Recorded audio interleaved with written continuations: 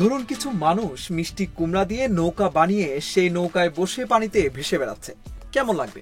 বিষয়টি অদ্ভুত শোনালেও ঠিক এমনই এক মজার দৃশ্য দেখা গেল বেলজিয়ামের কাস্টারলি শহরে। প্রতি বছরের মতো এবারও স্থানীয়রা অংশ নিলেন এক ব্যতিক্রমী প্রতিযোগিতায়, যেখানে নৌকার বদলে ব্যবহার করা হয়েছে বিশাল বিশাল মিষ্টি কুমড়া।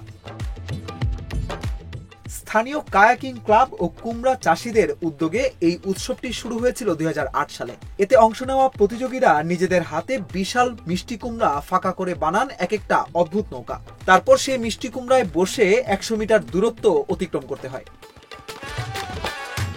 দর্শকদের মুখে ছিল হাসি আর বিস্ময়। একজন দর্শক সেড্রিক বলেন, দারুণ লাগছে, পরিবার নিয়ে বাইরের সময় কাটানোর দারুণ সুযোগ এটি।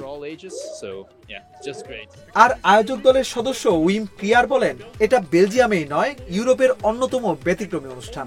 অন্য কোথাও এমন মিষ্টি কুমড়ার নৌকা বাইচ দেখা যায় না।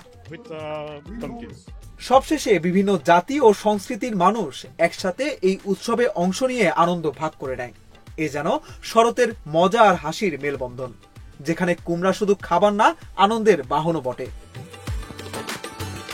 বেলজিয়ামের কাস্টারলির এই মিষ্টি কুমড়ার নৌকা বাইচ শুধু একটি প্রতিযোগিতা নয়, বরং ইউরোপীয় সৃজনশীলতার এক অনন্য উদাহরণ।